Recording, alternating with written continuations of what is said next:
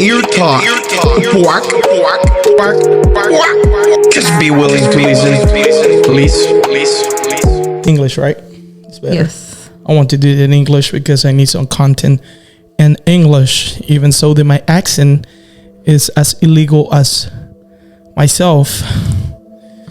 I'm gonna my accent is horrible, but let's do English. So welcome to the Chicken Ear Talk. I'm here with Nusli Tarifa, and she is my wife. Can you introduce yourself, Nusli? Hello. Nice to see everyone again. It's been a while. They're not gonna see you, you're gonna see them. They're gonna see you. It's okay. But well, they're gonna see us. And but it's a pleasure to be here with my wife in this couch with my baby chicken right here, looking at the camera as well. The Chicken Ear Talk in a space willing to listen. Do you know what the Chicken Ear is about? You know what is the Chicken Ear Talk about, Nusli? Yes, it's about controversial topics. Yeah, things that people don't want to talk about. People don't want to hear some things that bothers them because I guess they're made out of glass, or I don't know, they have different opinions and whatever. It's just social things and controversial stuff.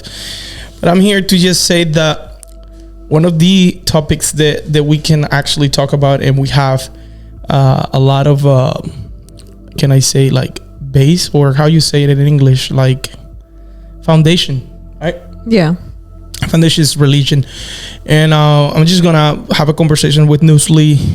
Even so that we are married for 14 years. Mm-hmm. We have different point of view of a lot of things, and we realize that through the years that I have my mindset and she has her own mindset and her own convictions of life and blah, blah, blah. But in the same sense, we respect each other, we love each other, and we can meet in the middle and be okay with that. But there's a lot of things that for sure we have to agree to or be in the same page, because then it'll be a huge problem. And how about religion, Nusli? What do you think about religion? What is religion to you? What is? That's a good question. Because when you think about religion, it has, I think, more than anything in these times, like a negative connotation. Okay. Because religion used to just be like, okay, it's just religion. But nowadays, religion is seen as something so structured and so like limiting, when religion, what is it's really supposed to be, I guess, is I guess kind of like a format or a model or a set of certain rules to define, what you are as a believer, I guess. But honestly, I think religion has just been something that's been taken too far, and that's why it has received its negative connotation. It's been interpreted in so many different ways that people have decided to apply it to their lives like that, in their own preference, I think, or in certain groups.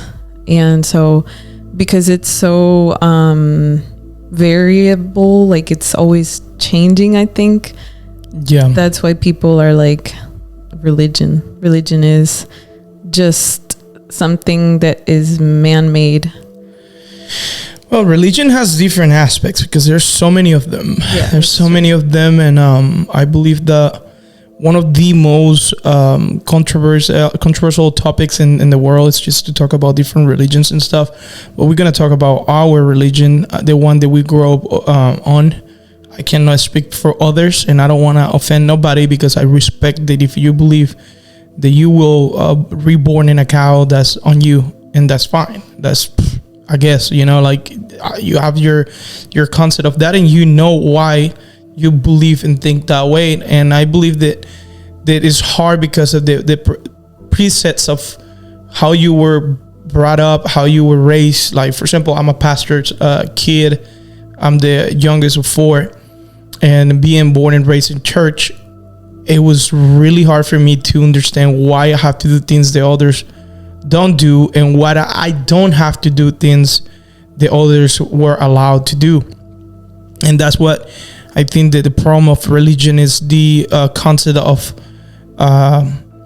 limitations and how can I say that, like, not just limitation, but like the obedience part of the religion. Like, you have to do things to be able to have these results. Like, you have to literally, like, stop being yourself sometimes to be able to like, be okay in the circle that you are in, on the atmosphere that you are in. Because, for example, for me, it was really hard. I grew up in a church where it was a lot of people, different people, and constantly changing. New people used to come in, old people used to go back and forth. They used to talk a lot about the family and so I was like growing up in an environment where I had to be so careful with my words, how I dress, how I even do my hair, and all that stuff. It was just crazy. So that's just the part of religion that I believe that is so messed up, because it falls in the hands of man, and it's not like that. It's not supposed to be like that. Like, believing in God or like having a belief on something, and it's not supposed to be like that, like manipulated and to the point where you literally like neglect your own self to please others. That's the word, the exact word that I was looking for. Just pleasing people is a constant, like constant pleasing. I don't know if that's correct. Like, constantly, like, you have to think, how's my performance? Like, how am I gonna act? How am I gonna talk? How am I gonna, would I be allowed to have this conversation with my parents because they're taboo, or because it's not in the Bible, like, or it's against the Bible, and it's just a human regular topic, a social topic, but you have to be so careful just because it wasn't religious or it wasn't part of the religion. Mm-hmm. And I don't know if for you it was the same. Yeah. Definitely, I think we grew up in similar settings where our church had certain rules in place, and the difference was what was your level of participation in the church, and that defined like your lifestyle pretty much, how much they would enforce. Because it's crazy that they has make us sign papers to serve in church. You know that, right? You remember that? Yeah. Where we have to sign like waivers of neglecting or promising in a paper that we're not gonna do, like grow my beard, certain haircuts. You cannot cut your hair. Mm-hmm. You have to wear the clothing that is like by rule, because it's like a uniform kind of thing to be able to be there to worship God or whatever. So all those things brought me to this point of my life where I'm not part of it, like part of that stuff, like just that part of it. And this is something that for sure we want to share. For sure, Newsly, and I'm gonna say it because it's part of the controversy part. Newsly, it still has that mindset where you okay with that. Where I think the difference is, like, I don't like to focus on religion because it can be, like I said, seen as something very negative.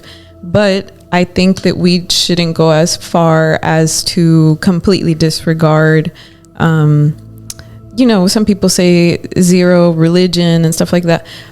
That's okay. Like, I mean, I can agree with that, but I think that you shouldn't make like all standards religious, because if you don't have some kind of limitations, then you may not even know where to define anything or where to stop. Where do you draw that line? Exactly. Where you respect even your own self? I think it's like, if you look at it like, for example, if you go to work and they have certain dress codes or certain rules and stuff like that, and they're placed there for a reason, I do understand that. it's that is really corporate like, and I Yeah. believe that that's one of the biggest excuses that I've been hearing all my entire life.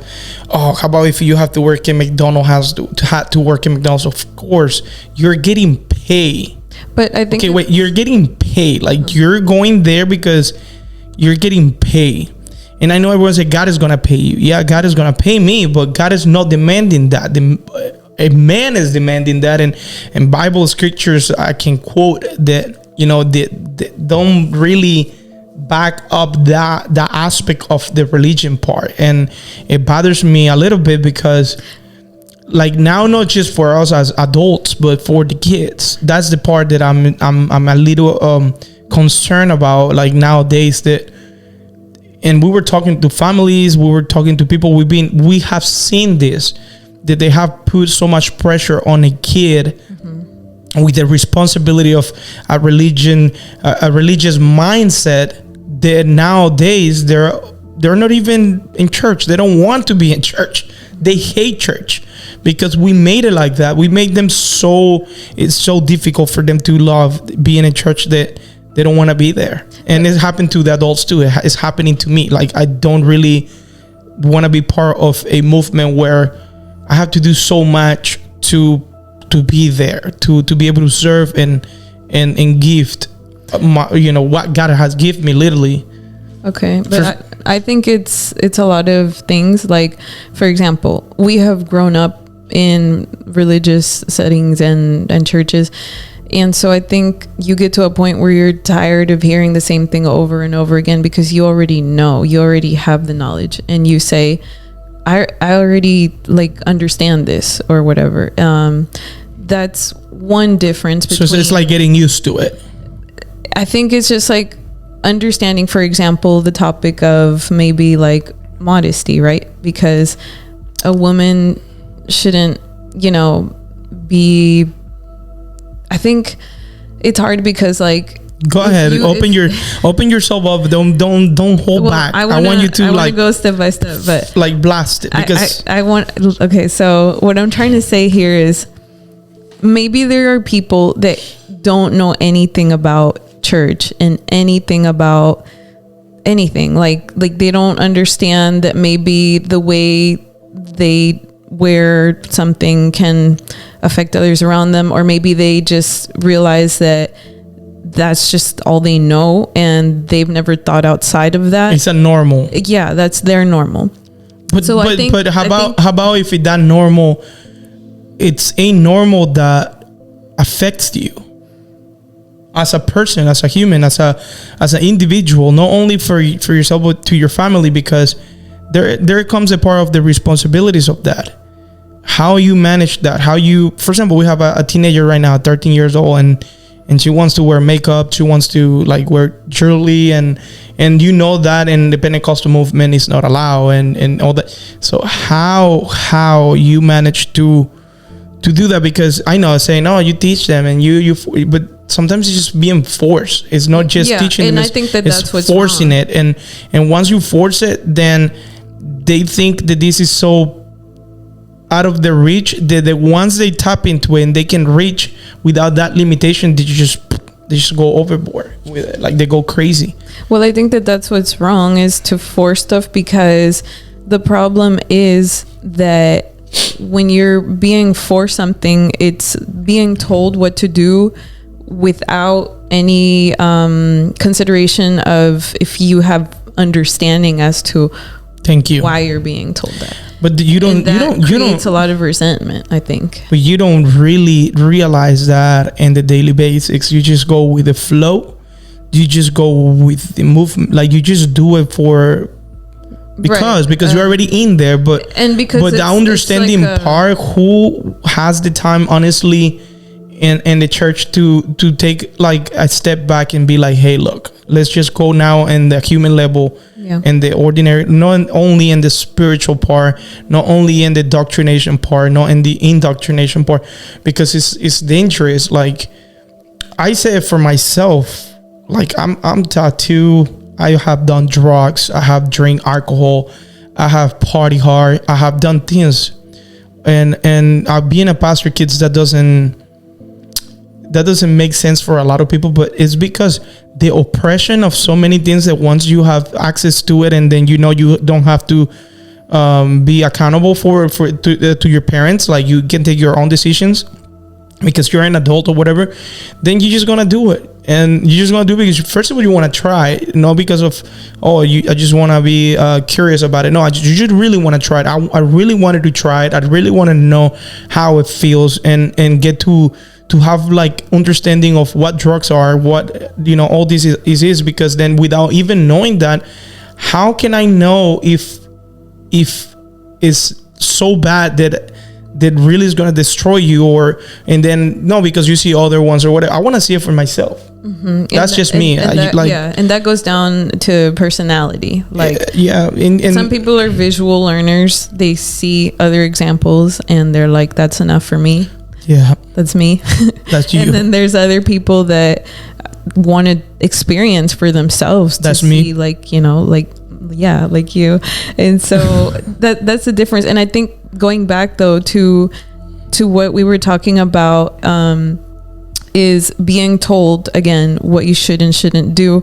I think at the end of the day, as Christians, like you said, we just go with the movement. It's like, but everyone is different, and that's what it bothers me, because we want to apply like a whole entire, like a model for everyone. Exactly. Like we're zombies or programming like a computer, and it's crazy. I think that we've completely missed the whole part where it's a heart problem, where we are addressing the wrong way, in the sense of, like, just don't do this and don't do that. This is for your own good and all that. But we don't address the heart, because everyone, like you say, is different. We've all been raised in different lives with different things that we've experienced that have brought us to be the type of person we are, or have the point of view of life that we have. And so at the end of the day, the heart, because we're all humans and we all have hearts. So what posture is your heart in? And if you come from a background where all you've known is like pain and suffering, and like you just got to be on survival mode, and an example, right? And for someone to tell you like, hey, don't dress like that, because like, you're attracting bad stuff to your life or whatever, but you haven't taken a moment to really like speak to this person and know where they come from. What is it that they need first? It's not what they're wearing. It's not how they're talking.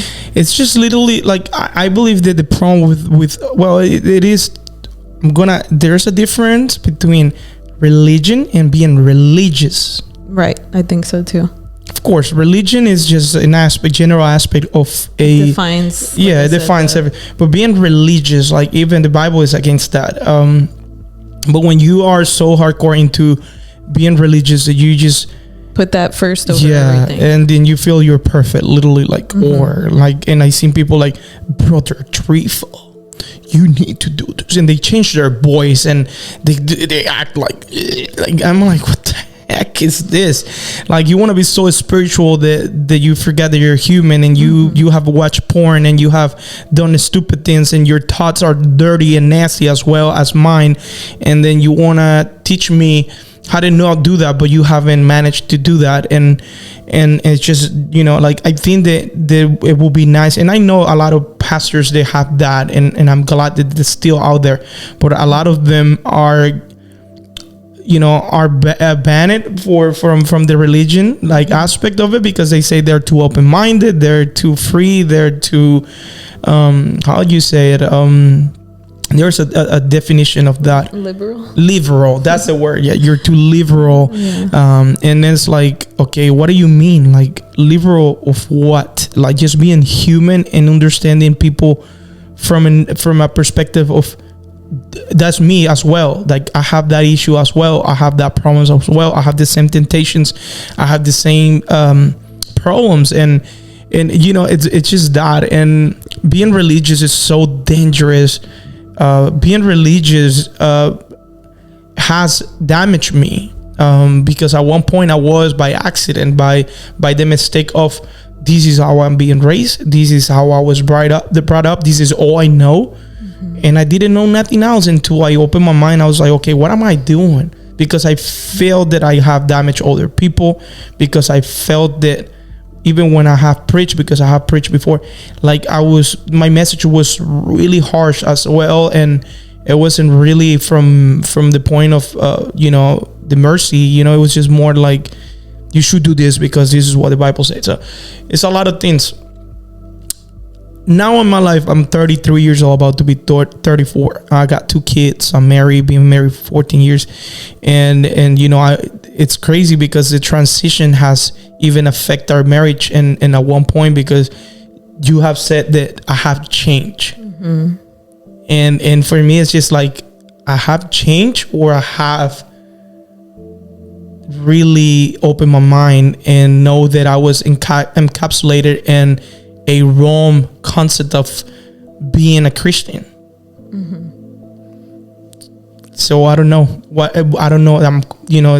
how do you define that? Because for you, it's so easy to not change. Like, you're okay with being that, like, and okay with everyone around you being that, and it doesn't affect you at all. I think change can be good or bad, obviously, but I think that more for me, it's been because of the spiritual journey that each of us have.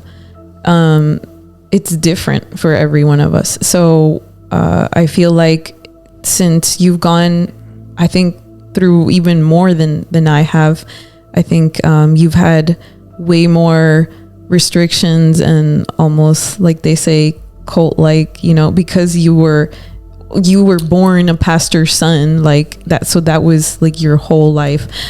Me and change, I grew up in the church. My father was a leader in the church eventually.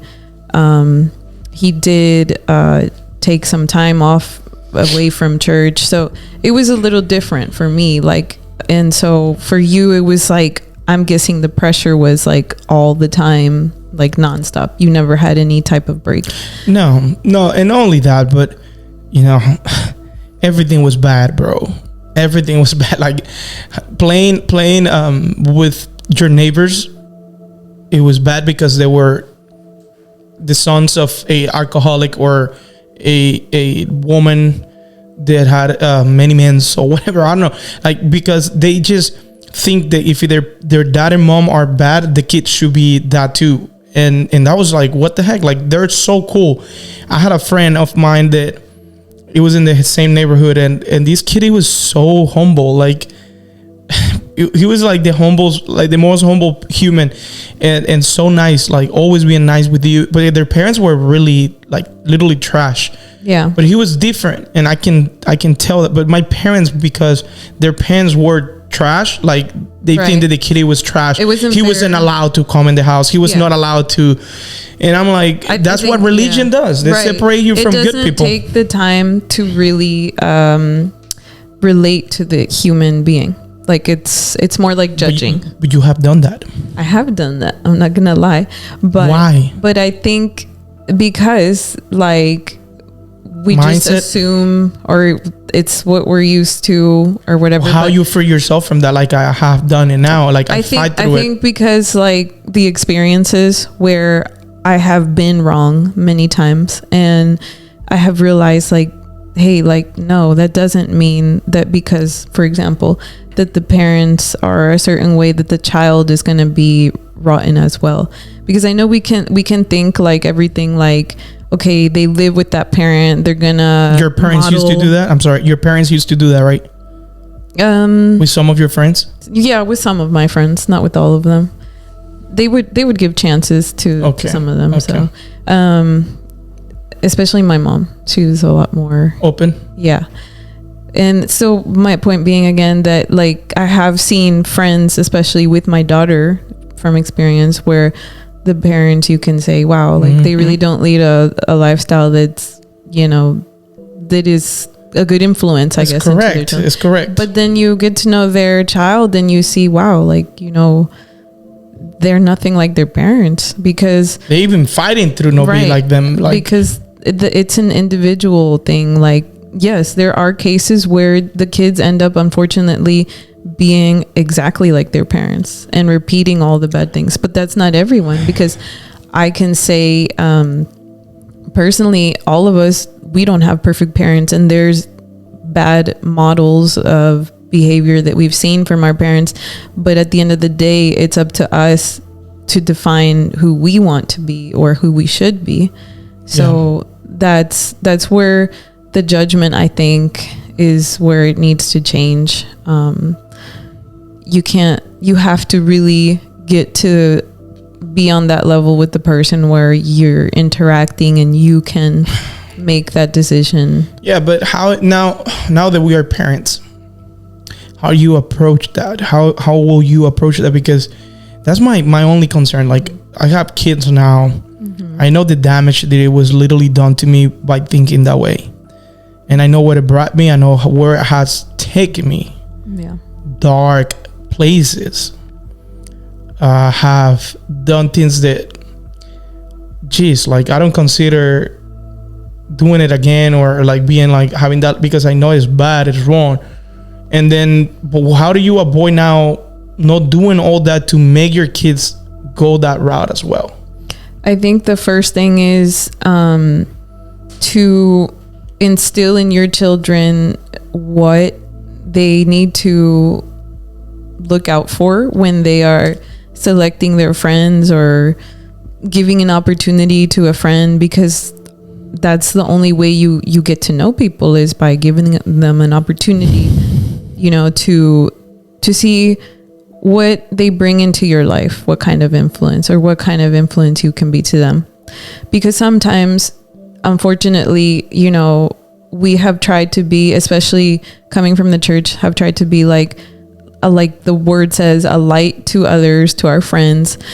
And you have to be very careful, because like sometimes trying to be so good and such a good influence can make us naive to a lot of the dangers that come from humans and other people, because not everyone is looking to be saved, or not everyone is looking to be heard. Unfortunately, we have a lot of people like the narcissistic type, which they just want your attention, they just want your time, they just want to benefit, and so to teach our children these things, to look out for these things, I think is the first step, because we're not going to be with them all the time. They need to have their own experience. I'm really against of the part that you teach so much that they just know it by the theory of it, but they don't have the resources and the tools to defend themselves, because they haven't been in that position, honestly and truly. Yeah. So I'd rather let them experience certain things, regret, so they can regret it, they can feel that pain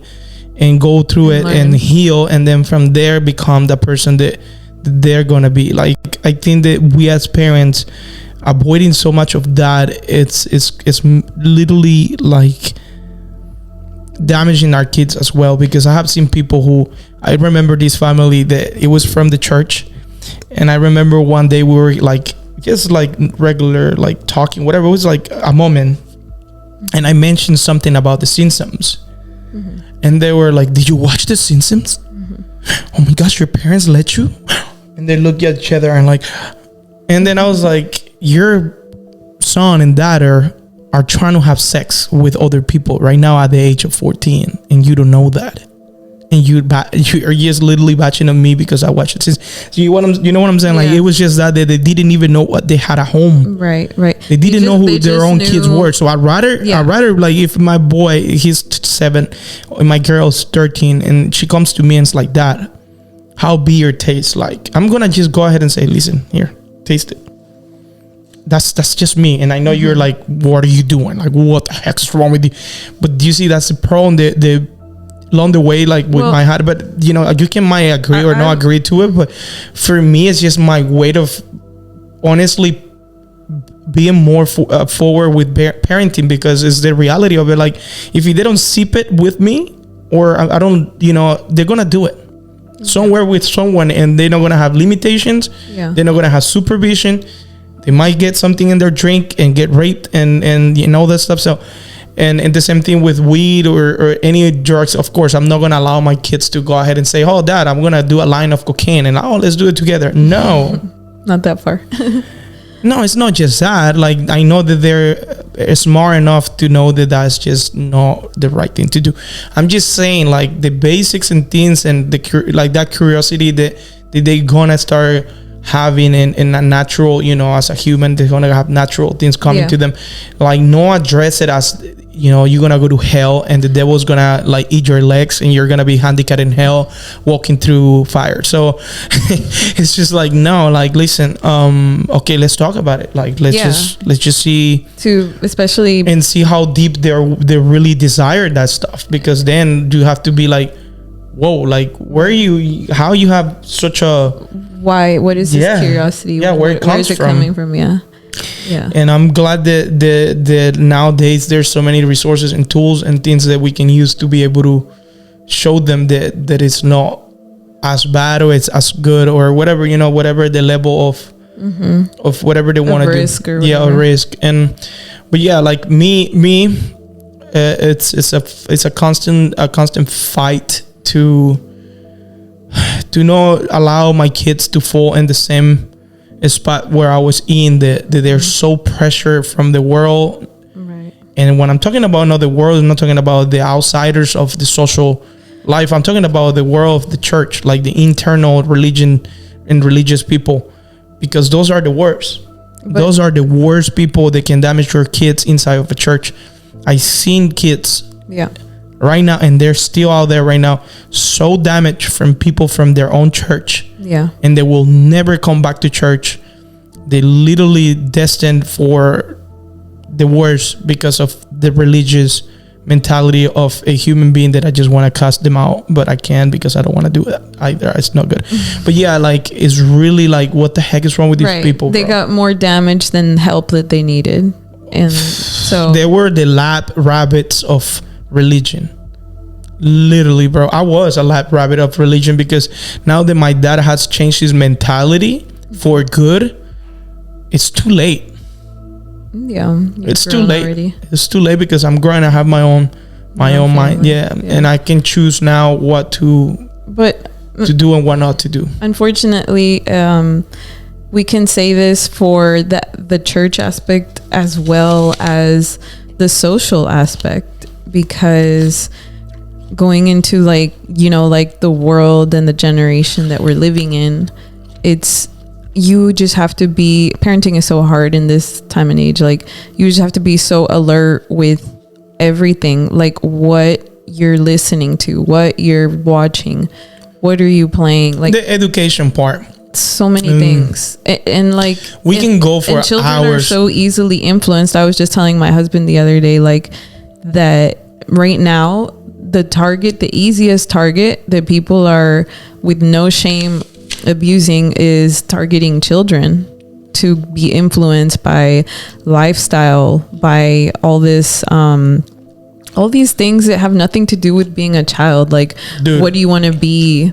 Like, what sex do you want to be? Like, what is transgender? What is, you know, all these ridiculous things that when I was a child, like, I didn't even have to think about it. A parent who allows the permission for a doctor to remove their private parts, to mutilate their organs, to become something that they're not, because it will never be, even so that they can take their penis away, their boobs away. I don't know if the vaginas can become penis. They can they? Probably with. They're making with all the penis out of vaginas they make to do. I don't know if there's enough skin on the vagina to make a penis, but I have never either. I'm just thinking, like, I know that they can make a vagina out of a penis, right? Yeah, probably. So no, probably yes.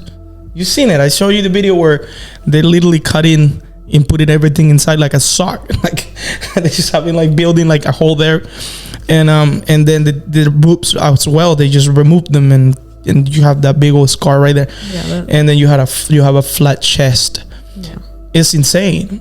The parents are allowed that because they feel like it's the right thing to do, so these kids can feel good or whatever. Like but who are they to choose? How you can give them the right to choose at that age when they don't even know? It's hard because how about if they want to have kids later in life? I think it's hard because there's a fine line between like being your child's friend and then being a parent. Because yes, we do need to have that trust and relationship. The permissive. That's how you say it? Permissiveness.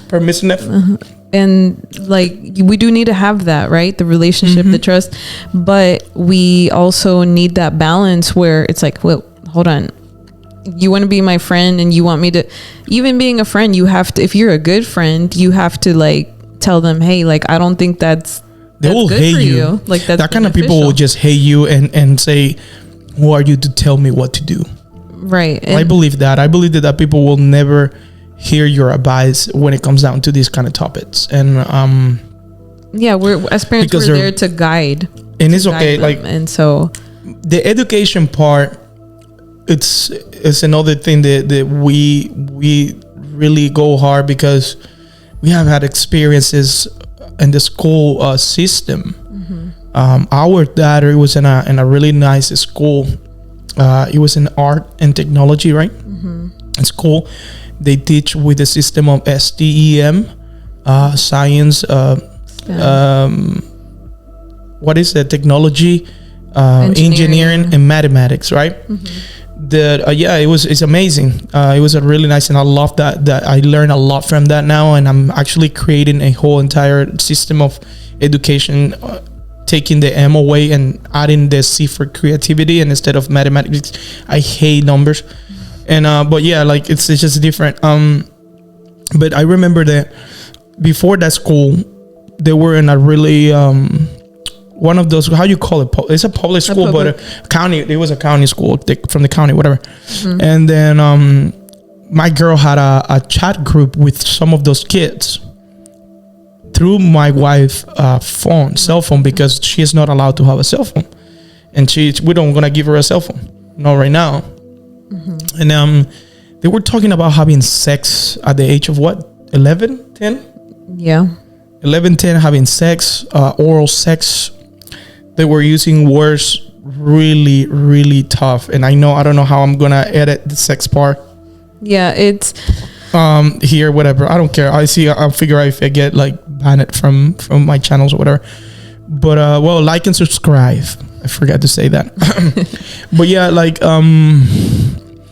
and then just like casually throwing those topics around. But it was like adults do it, like talking, or even worse, because like I'm not that explicit with people. Like it makes me like feel like, whoa, I have to be with someone that like, and then we don't even talk about that anymore because we have an active life of on that part. So it's just like whatever, like it's not a thing, it's not a topic. Yeah, it's not a topic for conversation. Yeah, I don't think so. I don't know, but I'm saying like these kids were talking about this, and then we hear the news of an 11-year-old boy with a 10-year-old girl in the bathroom practicing oral. We're gonna use the word wax from now on.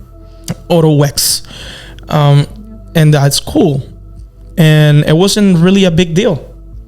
I thought it was a huge freaking deal. And I never heard nothing from that school again, like to like do something about address the problem, honestly. I think the farthest they went was just to like suspend them or something. You get 5 days out of the school from doing the nastiest thing at that age.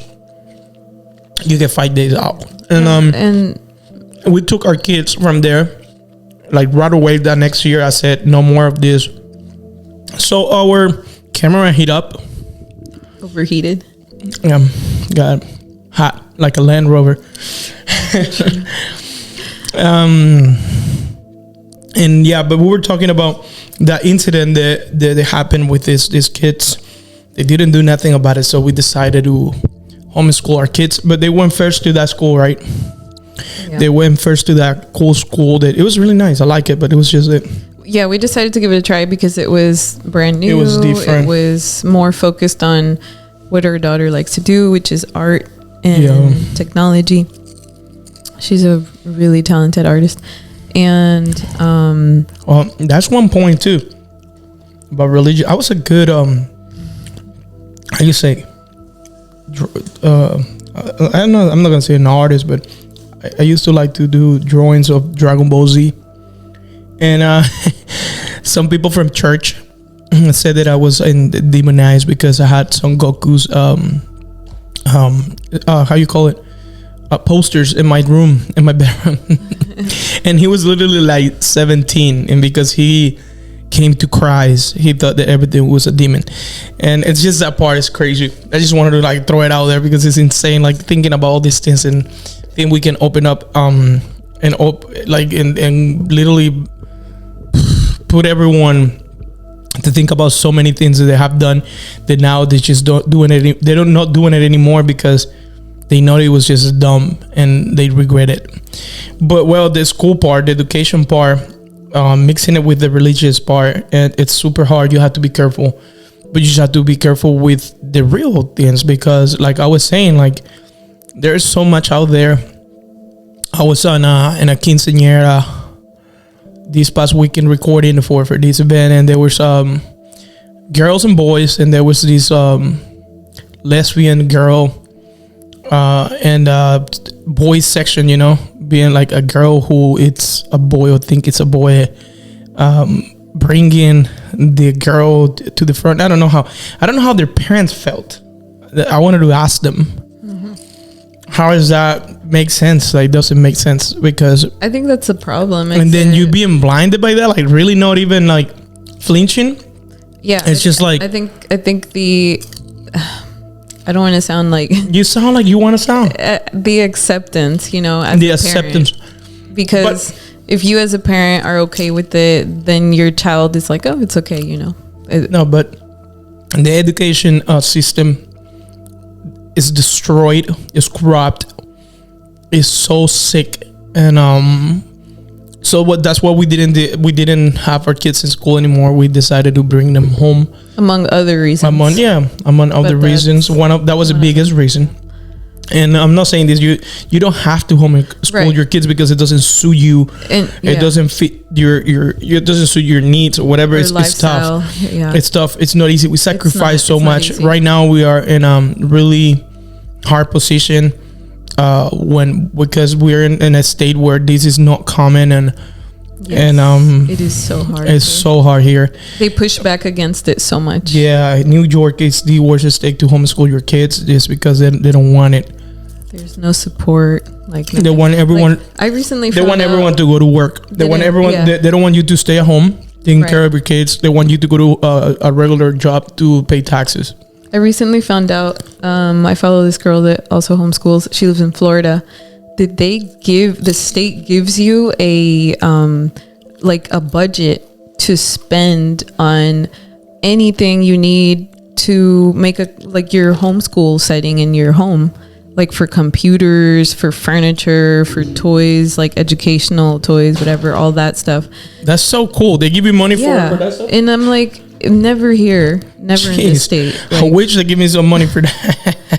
Yeah, it's more like Georgia, Texas, okay, homeschool is Florida. Not the cheapest in either, even so that you don't spend gas to go to school, you don't wake up early to go do it. Right. Just spend money on food. These kids a snack all day.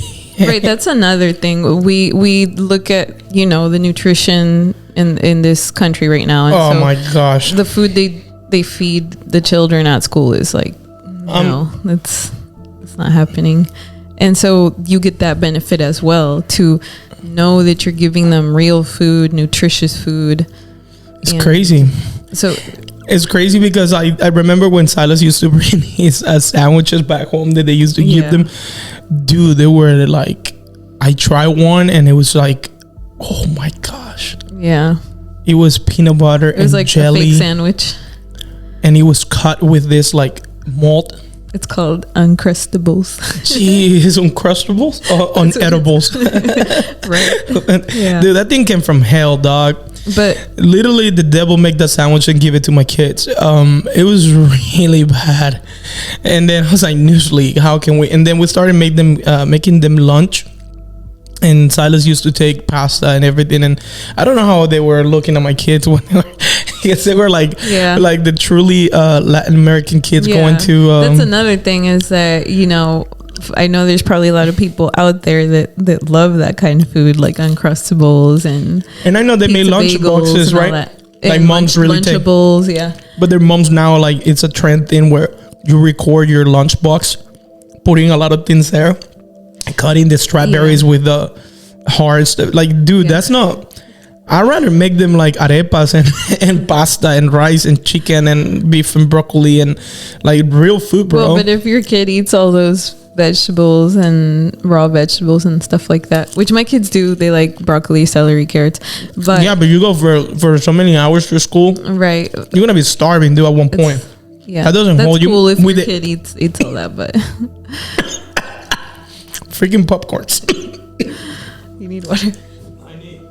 I'm saying these because my kids burn a lot of energy, like especially Silas, like he burns so much energy. Like how a strawberry is gonna fuel you the whole day to be like going nuts, doing monkey bars and all that stuff with this just a strawberry looking like a heart.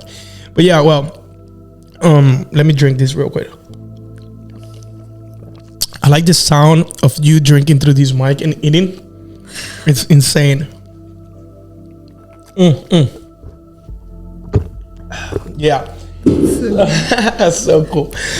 Listen, education, it's a really important part of your life. For sure. I didn't finish high school.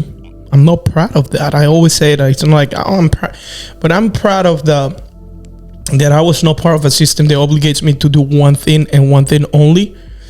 And now the survival part of being an immigrant and coming to this country, like, allow me to set myself for learning so many skills.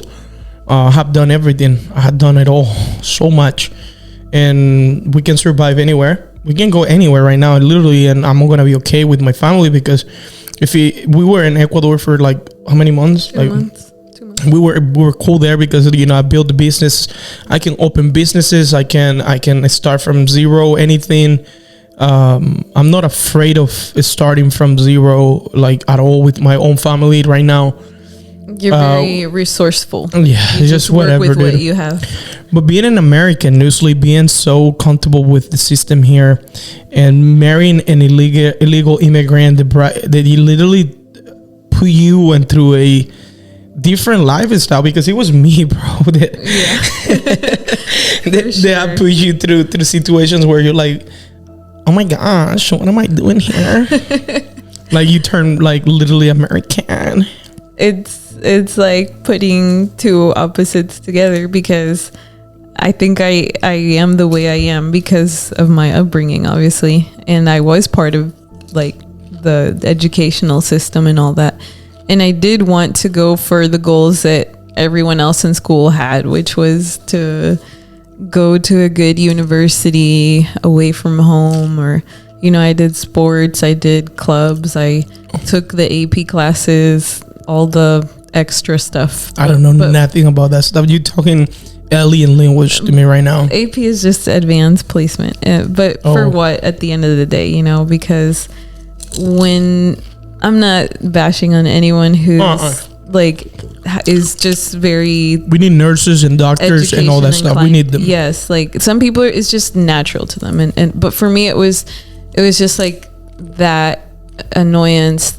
I went to college the first semester, and I was just like, what am I doing? Like, this is so unnecessary. Like, you know, all the general classes that you have to take in the beginning. So you started a career and then switch it, right? Yeah, I wanted What you did at first? So I took medical careers in high school, 2 years of that to prepare me for going to college for, at first it was nursing, then I specified more towards becoming a physical therapist. But, you know, it was just that is a really common career in America, right? Physical therapy Dude, you know how many people I have met in my life that are physical. it's like, yeah, it's like, what are you going for school? I'm a physical therapist. I'm a nurse. I don't know many, but No, I know a lot. Like, I'm saying like random people you meet out there. You know, like, you know, I'm always in the field. I work on you meet marketing, and I'm always out there just doing things. And yeah, it's like I just like for example, like a waitress, like, you know, that is working and going to school, and you like, where are you going for? Like, what is it? It's I'm a physical therapist. Yeah. And I'm like, okay, I guess it's the easiest and faster to start making money, and then you can make money on your own in a lot of. I think many ways. I think I just didn't want to be like in the nurse setting where you're like always, because physical therapy allows you to eventually like do it on your own, even like that's what I'm saying. You know, so I just didn't so you want can to massage tied. people out overseas. I just didn't want to be tied to like the hospital setting like all the time, you know. I mean, so let's go back to a little topic here, because topics of so many things that we can talk about it, and we're gonna be doing these here and there. I love it. I just like to talk a lot. Yes, you do. I know.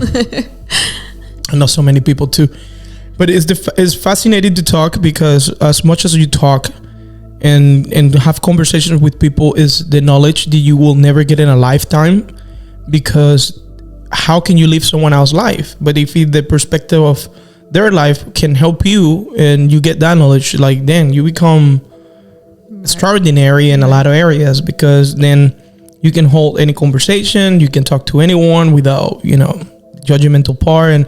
And that's the part that I again, is education is important for me, because I believe without education we just monkeys, and we're just ignorant monkeys going around like scratching our booties trying to eat, and that's it. And humans are like really, really weird.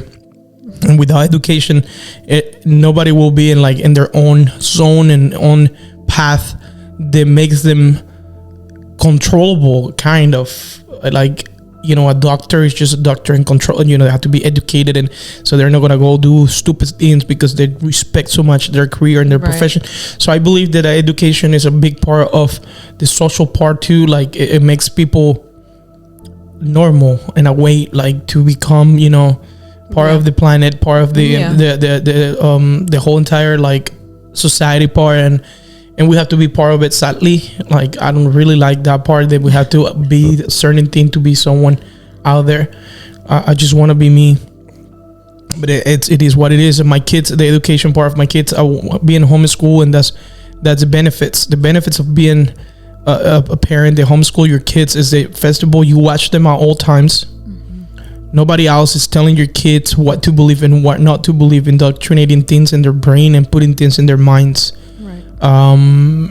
The food part, the nutrition, amazing. My wife is an amazing woman to take care of the kids, dude. Like, honestly, thank you, Nusli. I want to say it in public, you're amazing in that part. And like, she fits my kids right and fits me right, as you see. But I have to exercise. Yeah, and she always is like exercise, and I have to.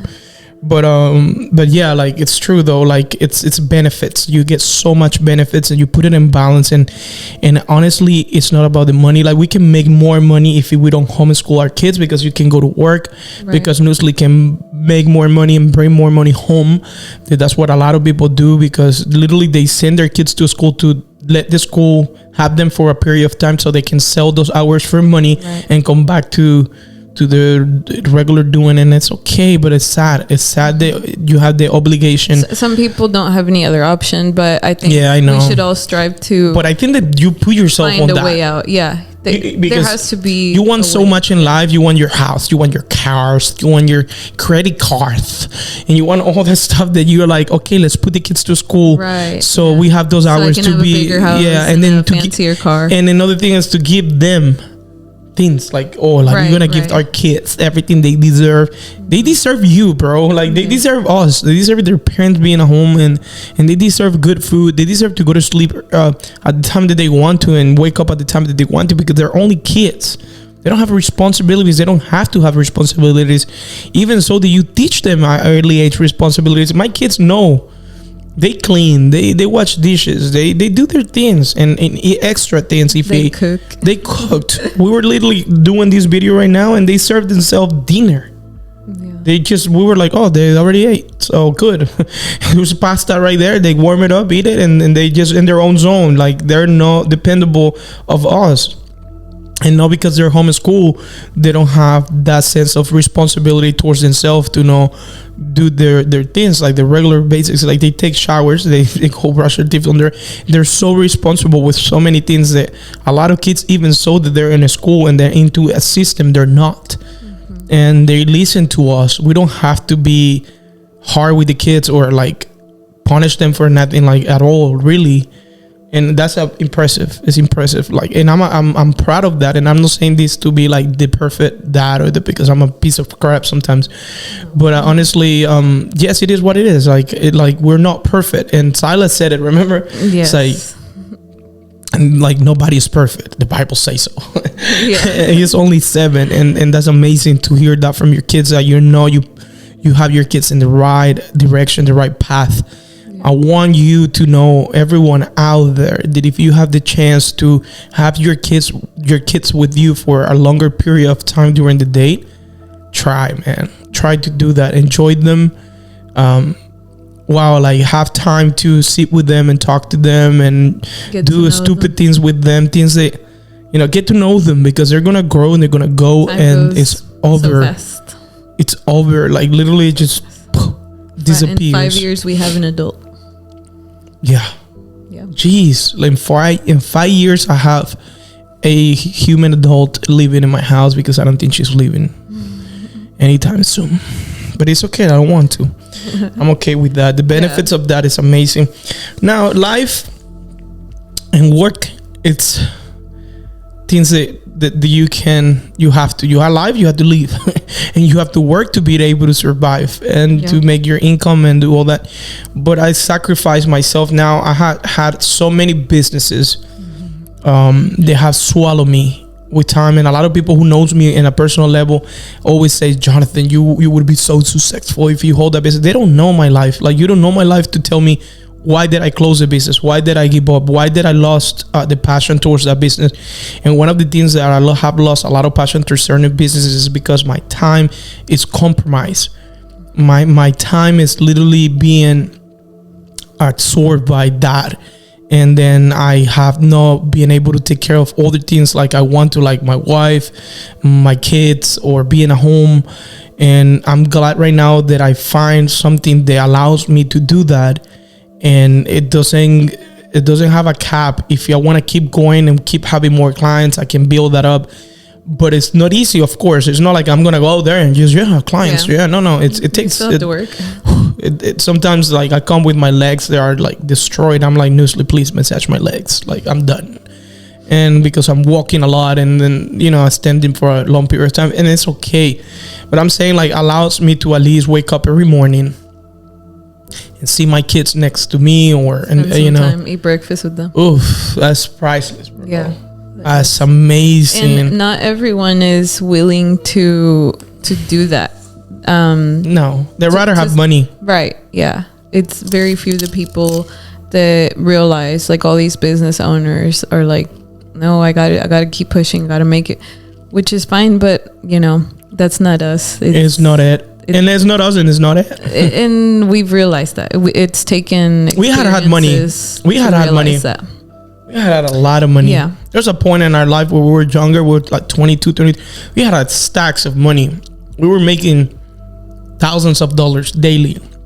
I was building money, and then all money can get you stuff. And you're never satiated. But you never get to that point where you're like, this is enough.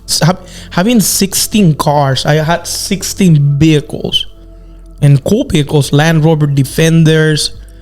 I had an army vehicle, Duels and a half. We used to ride to the rodeo in that car. Had classic cars like Porsche. And it was cool. It's cool to have all that, but I'm past all that stuff out of the age of 33. I'm cool with that. Like, I want to have it again, but not like that. Like, not reckless. I want to be smarter and just have one thing for one purpose. I still want my Land Rover Defender back. I had like 4 of them, and now I want another one. But I need it because I'm gonna travel the world on that one, and just because it's a purpose that I just want to have. But it's not because I'm if I don't get to have it, I'm okay as well because I already did, and it's okay. I'm saying all this because like working so hard and living your life around that sucks, bro. Yeah, it sucks. And Nusli, you right now work from home. Yeah. How you feel? Great. But she doesn't work for a corporation. She works on her own. Because, at the end of the day, it's always having to answer for someone else, like the company. And at the end of the day, you're replaceable. And second of all, like, they're not going to care that much about your family. In the last job I held in Texas, was a part-time, and it was amazingly flexible, and the only person that has ever cared about my family more than my job. But that is like 1 in a million. And also, also it was a small town, so sometimes I'd be a little bored and there wasn't enough to do.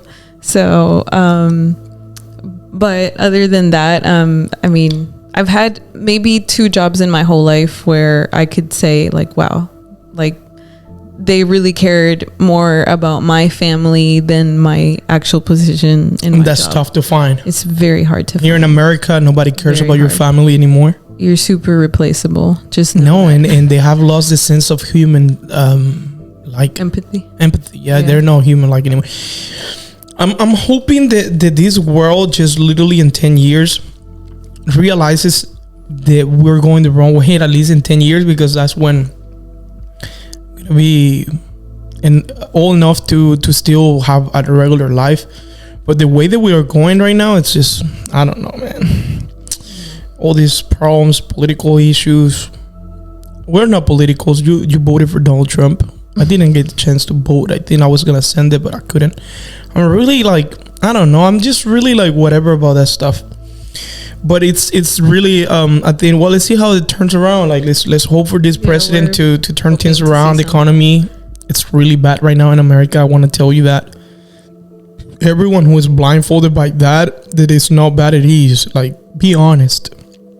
I come from a country who turned into the communism system, and you were there. I smuggled Nusli through the border of Colombia, and with my kids, and we got kidnapped in the way out. We have a live experience that is one known. It's insane, one of the kind. But we were forced to do that because there was no way even enter the country. There's no way to enter the country. So crazy life experience, Nusli. What is the craziest life experience you had with me or with you? With us? So many. What is the craziest?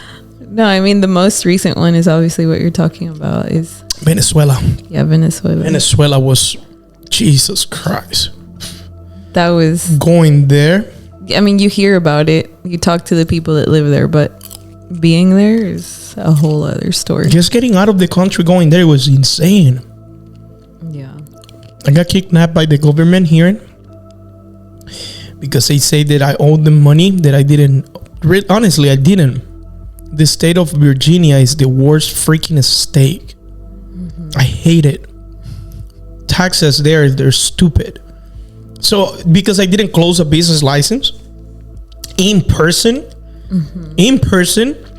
they just keep charging an amount and adding interest in that amount per month, because they assume that if you didn't surrender your business license, even that is expired and you're not longer in business, and of course you're not renewing because you're not longer in business, they think that the next year, even so that you already pay for the prior year that you use that license, the coming year they assume that you're still in business even though you don't renew your license.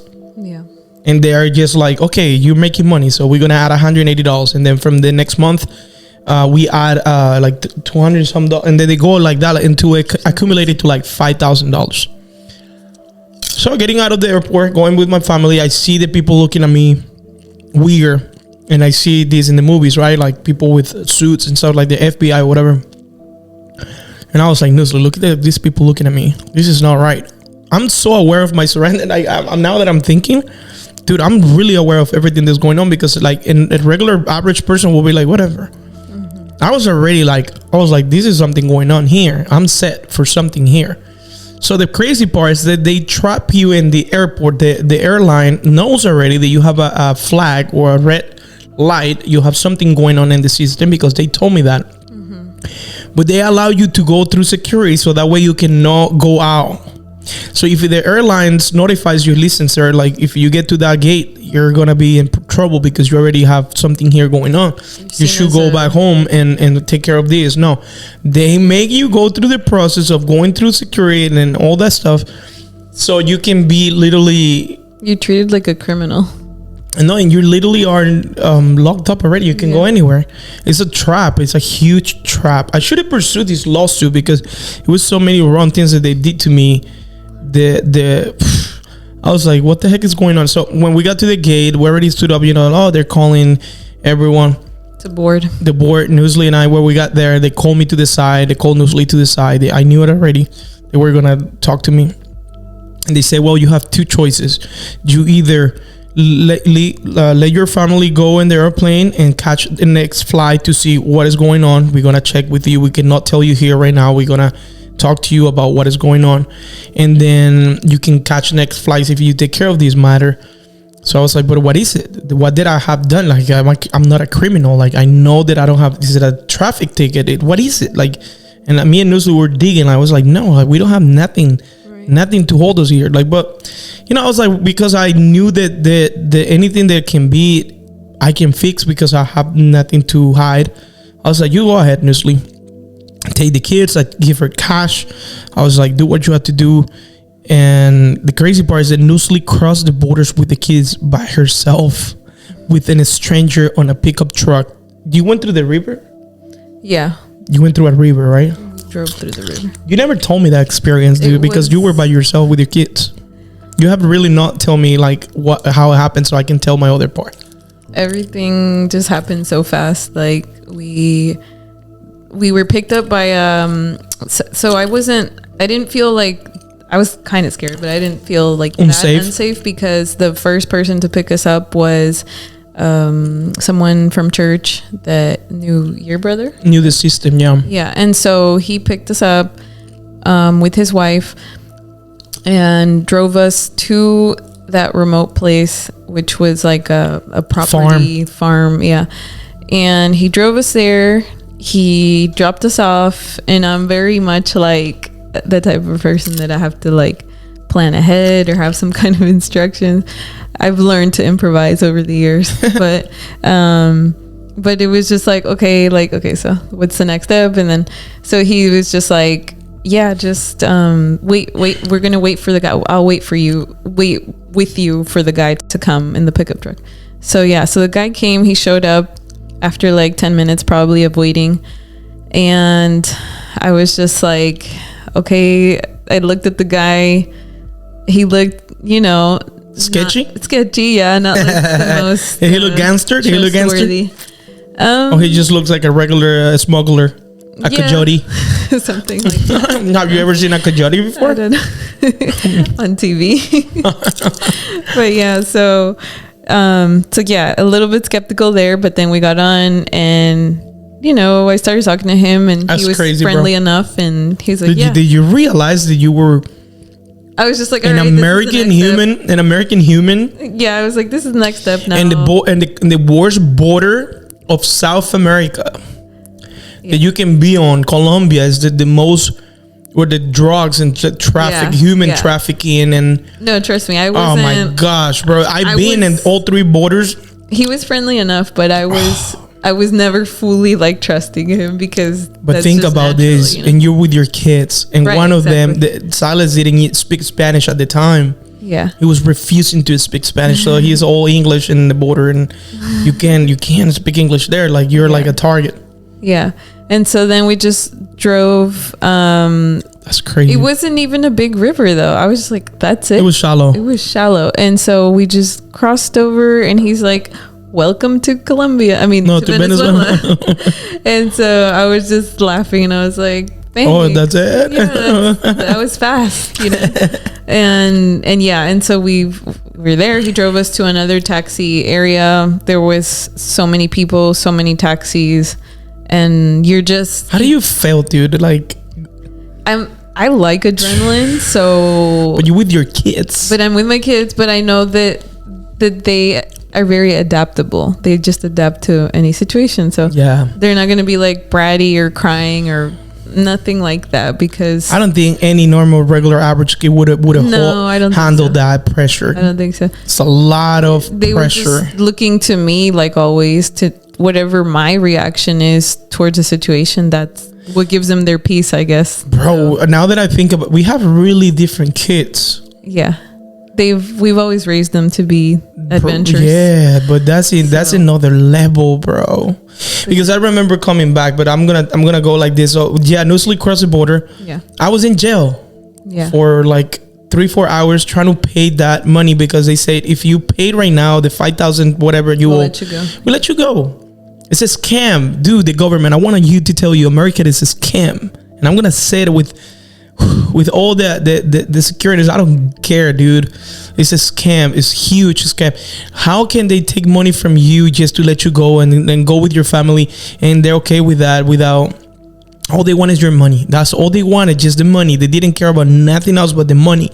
And they say if the office closed at 5 and you don't pay the payment, then you have to be transferred to the city. That we were in Dulles Airport. That city in Virginia is 4 hours away, Roanoke, Virginia. I have to go there and then take care of that matter with the judge. So I could go and then tell the judge, listen, I'm not gonna pay this money because I don't own it. Like this is not right. Like I'm not really like in business for already like 3-4 years. It was like 3 years. Like, and I was like, what is going on? No more. Like 4 years. Yep. I was like, but I was like, no, I need to get back to my family. Like I need to catch up with them. They're in the border right now. Probably they're gonna cross. And you were in the airport. I remember you were in Bogota. Yeah. And the coldest airport, El Dorado, is super cold. The airport has no heat. It's just freezing in there. Oh my gosh. And I was just worried because I've been there before, but Nusli hasn't been there, and I knew they were gonna go through that, like because the flight, it was overnighted. You had to sleep in the airport for a few hours, and I know how hard is that. And she didn't know that she can pass security and be in a better area. She was like so like I was trying to get that information as soon as possible to her, and I couldn't. So well, it happened that I paid the money. We paid the money and they give me my stuff. I ran out like crazy. They lost one of my bags, so I couldn't catch that flight. I had to buy another flight for the 9 like that 9 or the morning. I don't know. I went to the airport like 3 times. Oh, I had to go back home and come back. It was insane. It was Thanks to my cousin. And yeah, thanks to Walter, and he helped me out like so much. But like the crazy part is they didn't want to give me a new flight ticket. Remember, they wanted me to pay, and I was like, no, I'm not paying. And I called the airport to tell them you need to specify that it wasn't me trying to lose my flight. It was you guys that hold me hostage because you guys tried to steal my money. And then they happened and they give me the flight for free. So I went out. But it was a challenge. It was a challenge. So by the time that I was in Bogota, you were already in Venezuela eating empanadas with my brother. Yeah. I remember you sent me a picture and I was like, now I'm next. So I got to Colombia, and then the same thing, the same guy picked me up. And then when I saw where my family went through, I was like, gosh, dude, Nusli has some balls, bro. Yo, that was like, Nusli really, honestly, is a like a different breed, because like no a regular American woman that doesn't know the world like that. You haven't even traveled the world like that. You only been in Honduras once at the age of what, like 16? 14. So I have traveled all my life since I was a kid by myself, and cross borders. When I was only like 15, I already crossed one border from Ecuador to Peru by feet. Like, so I knew how borders looks like in South America. So I wasn't like, but I was like, dude. And then, well, we crossed. we went through a whole. Then I'm in another pub because another section I'm gonna talk about this. But then when we were coming back, it was insane. We got kidnapped literally by the government. They demand money because they were gonna charge me for human trafficking my own family into the country, and then it happens that I don't know how we got away. God knows. And then we returned to America. We went to Colombia. We were there for a few days. Bogota, it was insane for us. We got sick. Bogota is really cool, and people are really hateful. I don't recommend Bogota. Don't if you go to Colombia, go to other places, the coast, yeah. But that was a crazy experience. Traveling with the family is amazing. We have traveled already with the family 5 countries or 6 with El Salvador, right? Yeah, Ecuador was the first. Ecuador, Colombia, Venezuela, Puerto Rico. We have gone. It's not. It's an island. It's another country. I consider Mexico. But that was just me and you. So. Yeah, and El Salvador. So 6 countries so far. 5 with the family. 5 with the family, 6 together. That's pretty cool, and we want to do more of that. I know we have to work hard to do that. It's a lot of responsibilities. Yes. And but yeah, like this is, we want to share our life a little bit, just because we want to start like sharing more. I want to start sharing because this is my show. Okay, this is my show. you're just here. Yeah. I don't share a lot on social media. It's just like I don't really do it. I'm not starting right now. Time consuming for me, but I would like to eventually maybe start a page or something where you should. You're amazing. You have a lot to tell to people. I could influence some. I think you can. I think you can be, honestly, the person you are. Listen, you're the most honest person that I know. I'm serious. Newsly is, bro, and you're really a Christian. You are the definition of a real Christian. Like, you have everything placed in the right thing. Well, like you tell me all the time, it's easy for you. I don't know how you do it because not everyone my brain has damage already. Yeah, that's what he tells me all the time. Not everyone is like that. It's not that easy for everyone. And I'm not saying how many people I have met in my life. I'm not saying that it's easy either. It's just, I think you get to a point where you have an understanding so well, like you just feel it in your bones kind of thing. And it's like, babe, you know how many people I have met in my life? Being born and raised in church, I'm talking about thousands and thousands and thousands of people going in and out in our life through the years of my dad pastoring and helping so many people, and a lot of people. And then you go to realize, you just get to realize that not everyone can be Christian. It's hard. No, yeah. And that depends. So when I see you as a prototype of that, like as a model of that, like a mold, like it's like they cut you up, like God said, Christian. Like Newsly, real Christian forever. And then the machine, I was going in another lane, and I'm the you know when the product line is something get messed up and they throw it, like that was me. Like it didn't cut me and I twist. Yeah, like, you're defective. I'm defective. I'm a defective Christian. But no, I think it's just, it has so much to do with so many things, and we can't just I know we can't just like define it like that. But cultures, dude. Cultures. I want to finish with this cultured part. Being Venezuelan, born and raised, you being American, Salvadorian. Crazy. You learn how to cook my food. Yeah. Yes. You don't cook no Salvadorian food, bro. Sadly, the only thing I can make is pupusas, and I try not to make them that often because I'll eat too many. So, but yeah, I learned how to cook with my husband. I didn't know how to cook anything at all. Thanks to my American lifestyle, where I was going to school, working, serving in church, my agenda was full. But you were more American than Salvadorian when I met you. Yeah, I agree. You didn't even know how to cook. Exactly. because my mom always supported. I'm not saying the Americans don't know how to cook. Be careful with that. That came out wrong. Right. Americans, there's like, a lot of Americans. No, but I'm saying like the average Hispanic will know at least, you know, the mom Dude. will be like, hey, you got to learn how to cook for your husband and all this. son. 5 years old, you're already making food. Right. I was 7 and I was already making my own Tortillas food. at least. Like, I know that's not common in Yeah, the culture, that's and just you very can big. say whatever you want and get offended if you please. Yeah. It's but- okay. But in the Latino culture, it's a normal thing for kids to start doing things on their own at early age. And they have more responsibilities because of the lifestyle and how hard it is. My responsibilities were more childcare, helping my mom with that, and cleaning.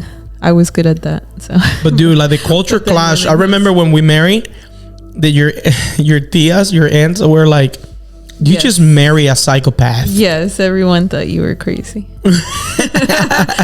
It was like, you and just now marry a crazy guy. and now they just love him. They accept him and they love I him. don't think they really do that much.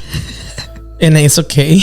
I don't. They've learned. No, they have. I mean, they know no, I who got you good. are. I like You've them shown too. them I who love you them. are, yeah. I love your cousins. I love your family. I think that they know me. Like, I'm honest as it gets, and whatever they think about me, that's fine, because I can think whatever Right. about them as well. Everyone has their own opinion. thoughts, and that's cool. But I'm saying that yeah, no, we got along pretty well. Like, I'm pretty acceptable when it comes down to cultures, even so that I didn't know nothing about cultures until I got here to this country. And I learned how to speak English, bro. I'm speaking English.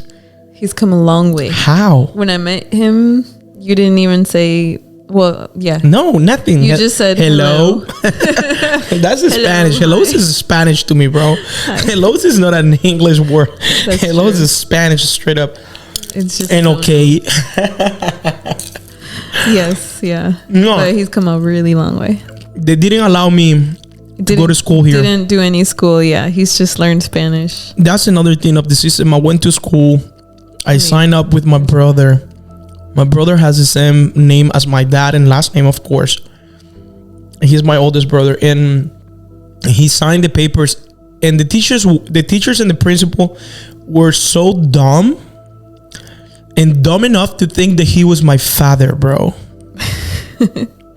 Think about that. He's 5 years older than me, and they're gonna think They he is missed my that. dad. Yeah, they missed that in the beginning. Bro, like, how do you don't check papers? They sent me to a place to get my my birth certificate translated and notarized. How do you notarize? Notarized. To be able to go to school, right? They did all that stuff. The process, it was done, dude. I was like, yes, I'm gonna be a high schooler, just like in the movies. I'm gonna be around people and stuff. And I already have my mindset that I was gonna be that guy in the high school, like, immigrant high schooler, coming and be cool and stuff. And I was like, I'm gonna do my hair like this. I wanted to be cool, because high schools here are cool as heck compared to my country. Dude, they suck, dude. You have to wear these blue shirts, then their beige shirt, and you have to uniform. Uniforms, dude. I hate that. I hate the uniform part.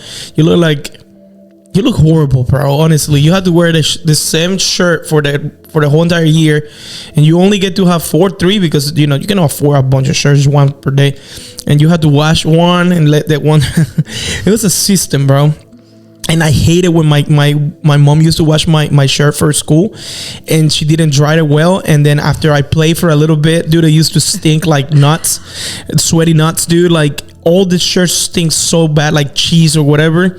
Like when they, that smell when the laundry doesn't dry well. It's that wet clothes. I don't know how to say it in English, but dude, it smells so bad. And I used to literally walk away from school. I went like, The wet clothes. and I was like, I'm out. I take my bag. I was just like, out. I missed all the day of the school because of that. I didn't care. Like, I was just out of it. And here it's like, oh, you're gonna wear all these cool clothes, like going to high school is like literally being cool. And then when I got there, I even bought a freaking book bag. I had to buy my all the stuff. They crushed my dreams, dude. I'm traumatized. So I went there, my first day of school, and they're like, "Come here. You're not allowed in school. Your brother is not your dad." We just found out. Yeah, we just find out he needs to be your legal guardian, and he needs to do a whole process of adoption, literally. So he can sign you into school. That's Virginia for you. That was Virginia, dude. That's what I hate that state so much. Other states would be like, welcome, start your school, bro. Try to learn English and becomes a human being here and adapt to the system and become successful and pay your taxes and be programmed to do the American thing. And be programmed to be a zombie here. Employee. Yeah, an employee more like how you call those things? Sims and the Sims. And I was just like, okay, welcome to. But I'm glad, bro. God knows that I was better than that. I was meant to be more than just that. Yeah. And he allows me to get the heck out of there. I was so mad that day. I was like, screw the system. And I was like, I'm gonna learn English on my own. So I started listening to Guns N' Roses. Sweet child of mine. And it was crazy. It teach me English, bro. And a lot of people helped me out. But the cultures clash was hard. Even me married to you right now, it's hard. Sometimes it's horrible. She's so white sometimes. She can be so Latino, so white, and so black sometimes. Yeah. All three. I have all those three. Because, being in Maryland, you grow up with African-American people. You grow up with the whites, and you have all of that. Yeah, and I lived in the ghetto side, and then I also lived a few years in they call it Fredneck. Whatever, dude. All the stuff that Americans define as, I don't know what we define ourselves as that. I think like ghetto, ratchet, redneck, freckneck, white, Latino, we're all the same. I learned that here. I didn't even know that existed. Yeah. I didn't know what racism it was about until I was here, because I have black cousins that are my brothers. My uncle married a black woman. They came out darker than anyone in the family, and we don't see black people as they're like anything else but humans. My mechanic, I used to have a mechanic shop in Bava with Jonathan Wansley. I don't know where he at right now. I need to get in contact with that guy. Somehow I'm gonna reach out to him. He was like my family. Yeah. And he was the most African American country person that you can find. He teach me how to eat squirrels with gravy. And we used to grill in the backyard with all these drug addicts. Remember Kenny, the drug addict? He died in a tent.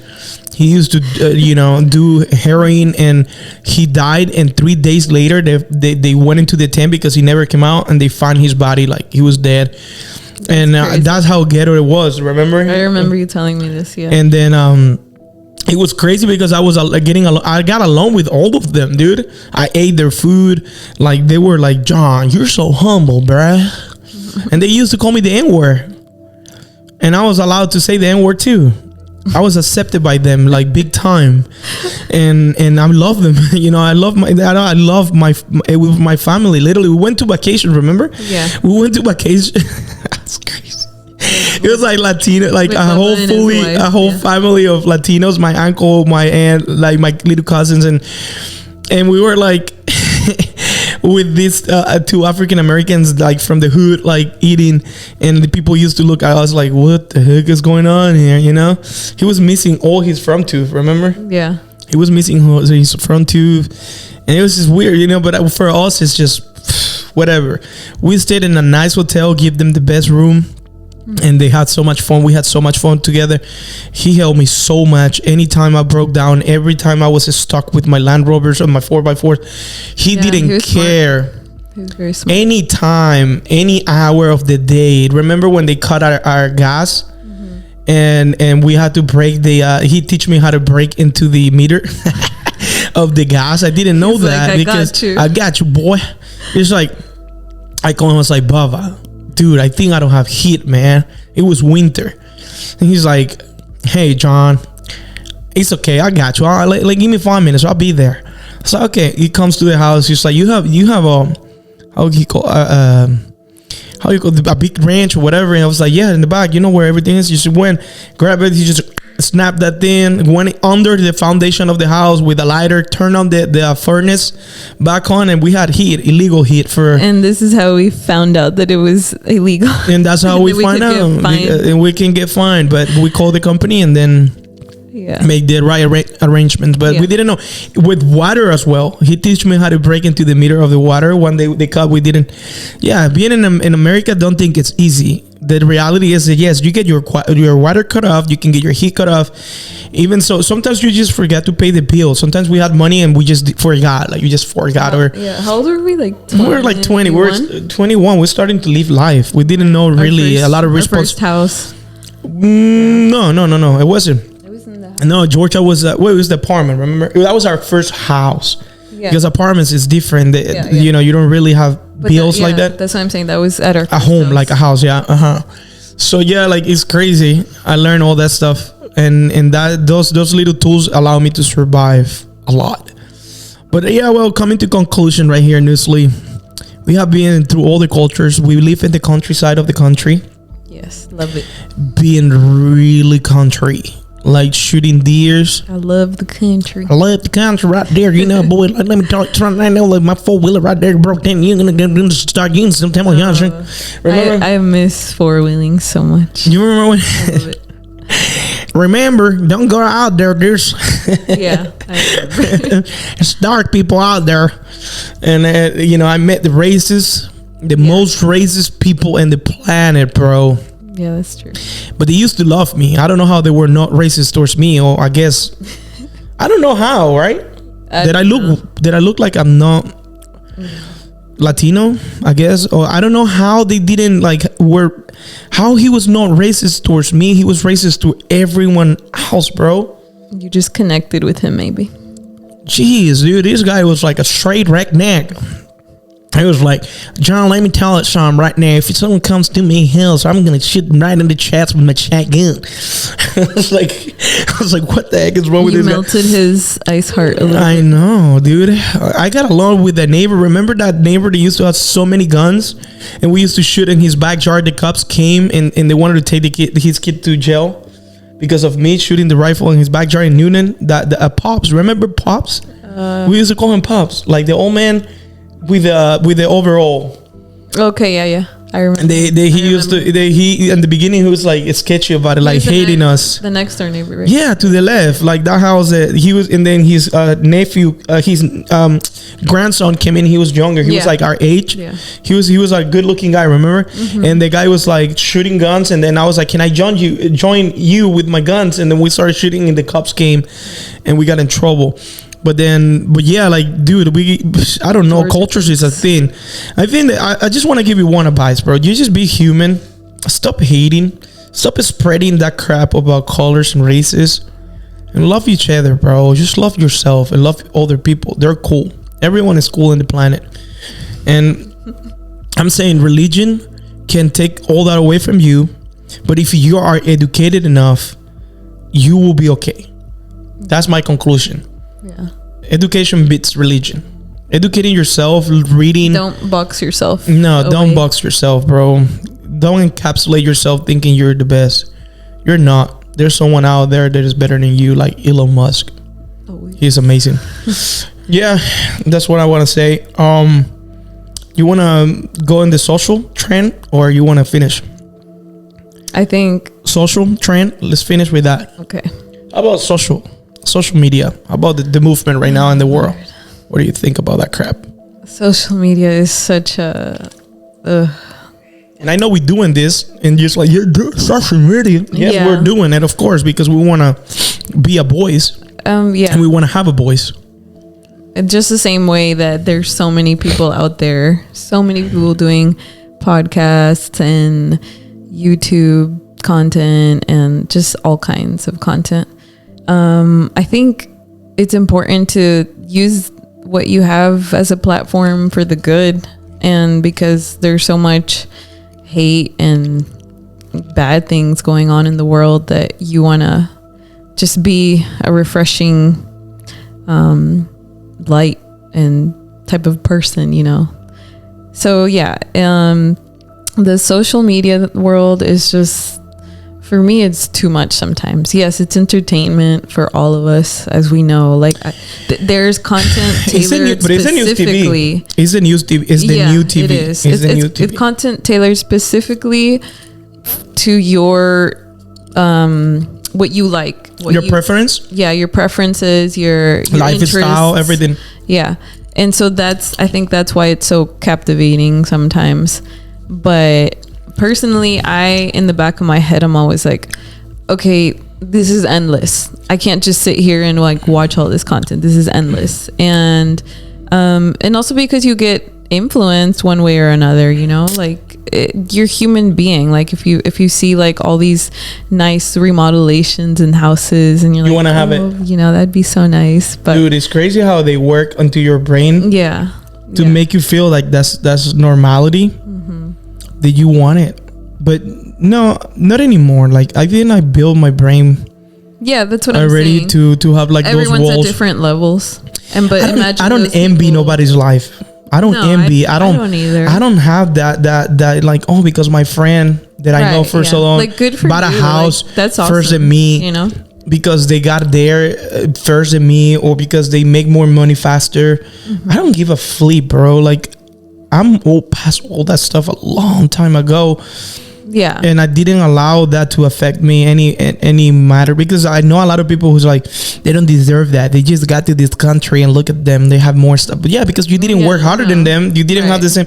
I guess you didn't save. They're there for a reason. Yeah, they're there for a reason. What they have for a reason. But social media and the trend movement is so dangerous. The trending, it's even churches in the trend movement. I'm gonna go against all this crap. Making these hook videos. I do marketing, right? And I do the marketing deals that you know, to make the restaurants appear, you know, on social media as they're into the movement of the moment. And you have to sometimes do content that it's similar or close to what is out there or what other people has created to be able to engage with people. And this is what churches are doing now. They're copying that model of social media to attract more people. That's the stupidest thing ever, bro. That means you don't have a message. That means that you don't have the right place for people to be without you trying to impress them or dragging them, dude. Like doing all these clips of like these youth people that comes and I don't care, do your thing. I'm just gonna say it because I feel it. This when you fall and roll and then you roll into church or whatever, the trust fall. Bro, I want to say, freaking stop, bro. Bring people with the power of God, bro. With your love, with your that desire and passion that used to be real, man. That the real Jesus, man. That you like, dude, like really love people for who they are. It don't matter if it's homeless, prostitute, homosexuals, like homosexuals are like whatever, bro. You just used to like people used to just be real. Right now it's all about the appearance, how you look out there. Even branding the church. How in the heck are you branding a church? You have a logo and branding a church and have all that stuff. I know you want to communicate, but communicate what? You need to communicate a message, man. And stop communicating things like other people are just to bring them into the place of where is different, right? Be different from the start, from the beginning to the end. Don't just be something to show them something different. That's dumb. And I feel like that's just the stupidest thing ever. And that's the trend. That's what the trend does.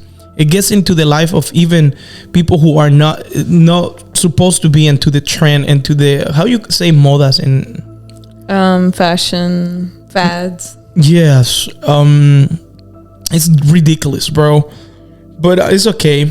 I don't allow my kids to get into no trends. Like I don't allow my kids to have social media. I'm not gonna allow them to have social media right now. It's crazy because I mean they have access to YouTube and all that stuff and little things you can see, like little things already start to creep in and little by little, bro. We're just like you guys are different. Like we close that gap. We have to be like everyone else. Like, dude, we have closed that gap. Honestly, we have closed the gap as much as we could. But we still have how water filters into the ceiling. It's almost impossible to get every single Even if it doesn't get like wet, it's gonna get humid. Yeah, and that's where you hope that what you've taught them and instilled them allows them to make the right decisions. Bro, you heard that what I said? Yeah. Even if you don't feel the drop of the water in your head because it's ceiling, Right. Yeah. it's, there's a leak, a noticeable leak. There are like leaks. There are no real leaks. They're just humidity. Like it creates that vapor, that the steam, and it's still water. It's a form of leak. And leave that stain. That all just goes right back to like the social media being influenced by, the government and everything, because everything is a whole entire like in an 11-12-year-old nowadays is not like an 11-12-year-old. When I was 11, I was like running around in the backyard. Like now these 11-year-old, speaking specifically for the girls, are so concerned about all their makeup and face routine, all the facial cleansers and anti-aging, and I'm like, you have baby skin, bro. Anti-aging at the age of 13. Yeah, and very expensive products, might I say. Anti-aging. Ulta, Sephora, Kids. Bro, my daughter calls it. I'm not anti-aging. I want to get old fast, bro. I just want to get out of here, bro. Sometimes I tell my wife it sounds rough. That sounds rough. Like like I want to live my life. I don't want to die right now, but I want to leave. Like I want to and just go. Yeah, it's better. It's better when you see everything around you and just the state of everything. It's hard putting up with all the changes. We don't know what's gonna happen. Right, we don't know how much worse. We don't have control over nothing. Like they control us no matter what you do. No matter if you're off grid and you're like have solar panels and you have your own well and you're raising chickens and growing your own vegetables. Shut up, dude. 30 minutes is all it takes from the Russians, like fast ultrasound airplanes to come here and boom everyone. And 70% of the population can go to ashes with a single twist of the key with nuclear power. So why would you worry about being off the grid? Like, dude, like no, you can hide. There's nothing that can avoid destruction. When destruction is gonna come, it's just gonna come. So stop running away. Stop trying to make it so like viable to be, I don't know, immortal. Like you're not. You can be out there off the grid and a copperhead can just bite you and die and kill you. And it happened to me. A snake almost killed me. And many things can kill you. So I don't know, understand, like I know you want to like create this system for people and I don't know, be like so different, but no, just whatever, dude. Like it's not like that. Like you're gonna die no matter what. So live your life simple, humble, love people, eat whatever you want, love your neighbors, love your wife. I love you, Nusli. I love you too. You're pretty awesome, dude. Like I'm sorry if I have at one point been dingling, but yeah, you know me. You know who I am. It's been 15 freak years. My life, bro. I think we just want to speak out and just be real and this one was the one. This is the one that I wanted because we have done this together before, but yeah, I wanted to be honest. Oh, just open up. I have to be whatever. I wanted to eat popcorns. Because I'm tired of being robotic in the podcast because, dude, it's not cool. I want to be myself, and I'm starting more to learn how to be myself. Like when I'm myself, I'm the best version of myself. You know what I'm saying? Yeah. That's what you love about me. I make you laugh.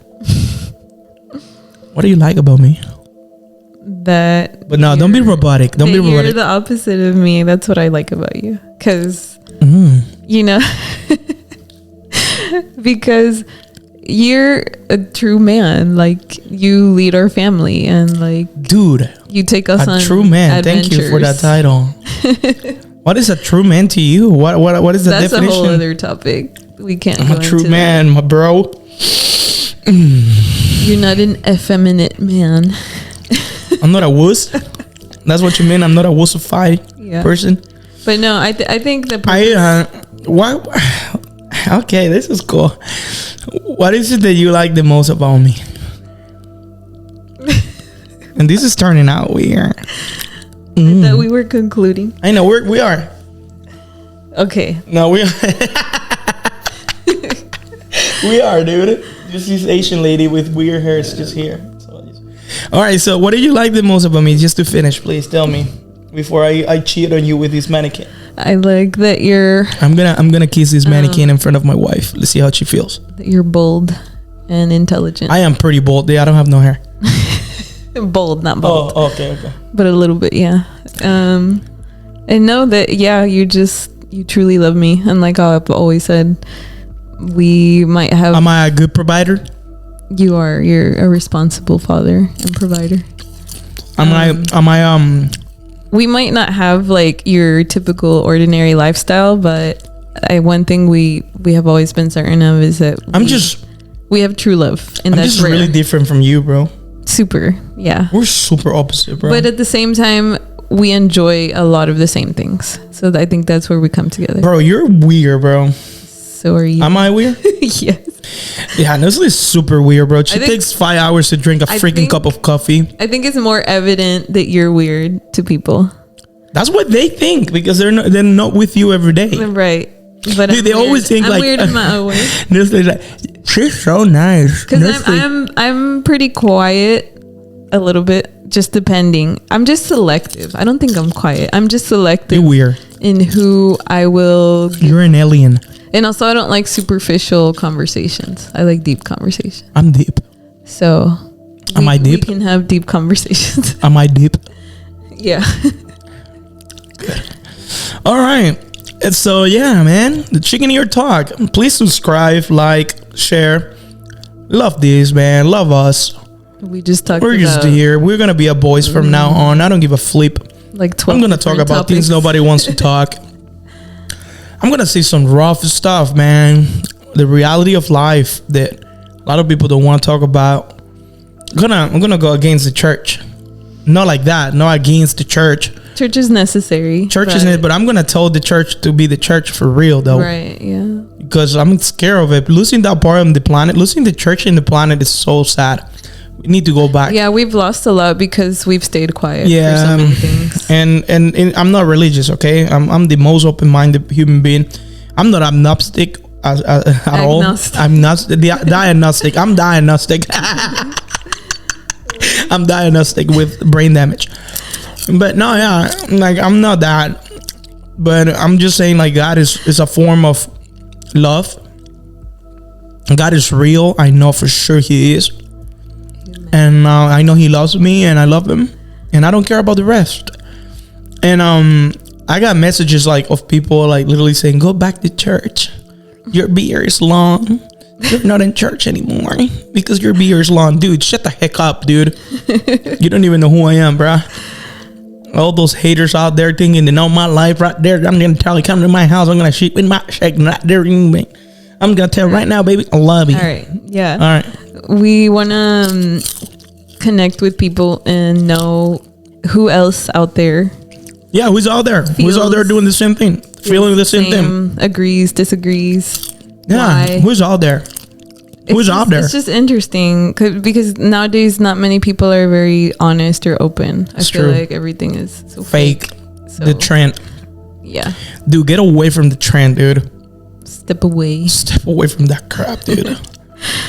You're gonna end up in a hole when the trend moves and you're no longer there and you have to just keep up with it. And because if you feel like it's a little bit weird, you're just smart.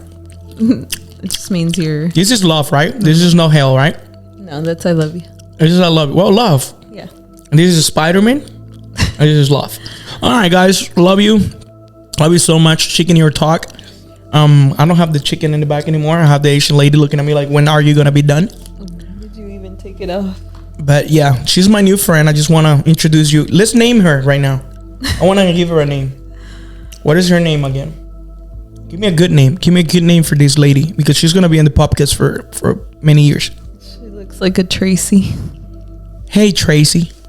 Give me a kiss, Tracy. Thank you, bro. All right. Now you're just being too weird. Yeah, I know. But Tracy is Tracy. And she give me a kiss too in the forehead. All right. Bye, Tracy. All right. Bye, guys. Love y'all. Chicken Ear Talk. Space. willing to listen. Amazing. Yeah, Tracy just fall and broke her ball headed.